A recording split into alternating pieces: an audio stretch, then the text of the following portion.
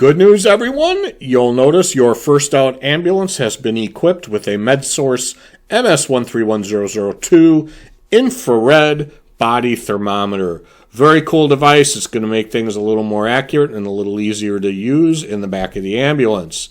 This is your Medsource thermometer. You'll notice it is very simple. It has 3 buttons, of which you need to push none of them. A couple things about the infrared thermometer. First, it doesn't shoot a beam of anything at anyone. It has 2 sensors in it. It has an ambient room temperature sensor, and it has a sensor called a thermopile.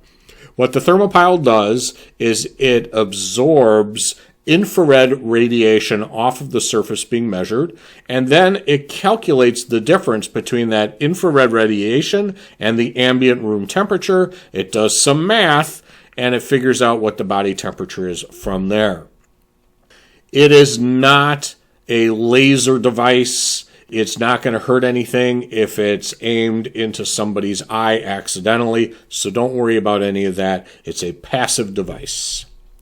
How accurate are they, you ask? Well, I'm glad you did. There are a variety of temperature ranges where it gives different accuracies, but basically, for all the ranges we're interested in, it's either 0.4 to 0.5 degrees Fahrenheit in accuracy, plus or minus. That's pretty good. It is most accurate in the range from 95.0 to 107.6, so it serves all of our purposes for measuring temperature in a patient. For those of you that are just unable to resist pushing buttons, you'll notice there is a mode called surface mode where it will measure surface temperature of objects. I don't want you pushing the button because the next guy's going to come along, pick it up, and not realize that you're in surface mode and start taking temperatures of patients. The accuracy in surface mode is 6 to 7 degrees difference. So you need to keep it in body mode, not surface mode, in order to be accurate from 0.4 to 0.5 degrees Fahrenheit. There are a few things you can do in order to not increase the accuracy, but to avoid decreasing the accuracy. You have to keep it within the operating range of 59 to 95 degrees ambient temperature. If it is colder than that or hotter than that in your ambulance, you're not going to get a good temperature because it's doing math that is based on the assumption that it is within the ambient temperature range. So keep it in your ambulance. Don't put it in your first out bag. Don't put it in your pocket. Don't carry it with you. Leave it in the ambulance and take the patient to the ambulance before you measure their temperature with this thermometer. Do not move from one ambient temperature to another right before taking a temperature. And if you do, for some reason, move from one temperature to another, it can take up to 30 minutes for the thermometer to adjust to the new temperature. So leave it in your ambulance. Don't move around with it. If the patient's being actively cooled with ice packs or cold compresses to the face or forehead, the official medical term is SOL. You're not going to get a good temperature. You got to give up on this one. Use the other thermometer because active cooling ruins your ability to measure the infrared energy off the patient. If the patient has been moved from a cooler location to a warmer one, wait about 5 minutes for their skin to adjust to room temperature. The distance you should take your temperature from, 0.4 to 2 inches. Notice the minimum range is not 0, it's 0.4. So there's no reason for this thermometer to be touching the patient at any time.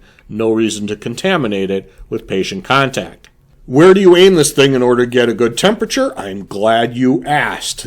The international standard for taking an infrared temperature is the inner canthus. Oh, you didn't know what that was? Neither did I. I had to look it up.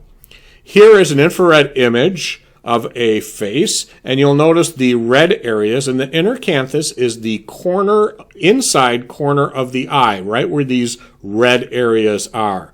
That's the inner canthus. Now, this thermometer is designed with a sensor that's wide enough that if you aim right between the eyebrows, it will also read from the inner canthus. But you can also, since we know where you're aiming, and these instructions were written for the general population, you can aim straight for that inner canthus and you'll get an accurate reading.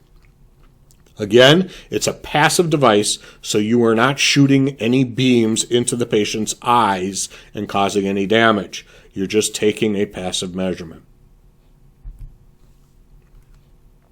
So the steps for using the thermometer: you follow the previous guidelines about ambient temperature and maintaining the thermometer and not doing silly things with it like pushing buttons to put it in surface mode. Get the correct distance from the patient, aim, and pull and release the trigger. You don't have to pull the trigger for a long time, just pull and release it. You'll get a temperature display within a second or two. And the background of the screen will change color depending on whether or not the patient has a fever. If the temp's from 95.9 to 99.2, it'll turn green. If it's 99.3 to 100.5, it'll turn yellow to show a mild fever. And 100.6 to 109.2, it'll show red for fever. If it reads low or high, you're outside the ambient temperature and you're not going to get a good reading. It will automatically power off in 18 seconds to preserve the battery. You don't have to turn it off. In order to maintain and care for this thing, do not spray or wipe the lens at all. Do not get the thermometer wet. It can be damp from wiping it down with a cavity wipe, but you should not be getting it very wet, as in leaving it on the counter while you're spraying down the ambulance. Don't touch the patient with the thermometer. There's no reason to. It doesn't increase accuracy. It's not that kind of thermometer. And change your gloves. Please change your gloves frequently, often, all the time. That's really all there is to it. That's everything you need to know. Please do not change modes on the thermometer. There's no reason to play with it. Just use it as directed. Congratulations on a really nice new piece of equipment.